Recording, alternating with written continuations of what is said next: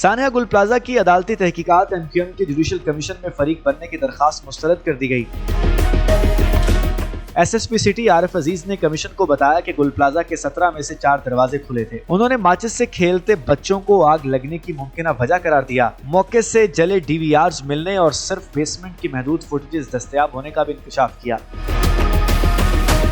SSP traffic اعجاز شیخ نے جواب دیا، واٹر باؤزر کے گل پلازا پہنچنے میں رکاوٹ کی کوئی اطلاع نہیں، پورے کراچی میں واٹر باؤزر کے راستے کلیئر رکھنے کا پیغام دے دیا تھا۔ CEO کے الیکٹرک نے سوال کے جواب میں کہا، آگ کی جگہ پر نقصانات روکنے کے لیے بجلی بند کی جاتی ہے۔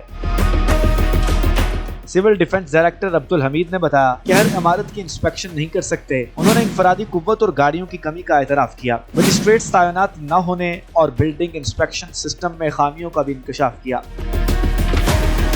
صحافی بابر سلیم نے سرچ اینڈ ریسکیو سمیت فائر بریگیڈ عملے کے نقائص، طریقہ کار، مشینری اور زمینی حقائق سے کمیشن کو آگاہ کیا۔ گل پلازا جوڈیشل کمیشن مزید بیانات بدھ کو ریکارڈ کرے گا۔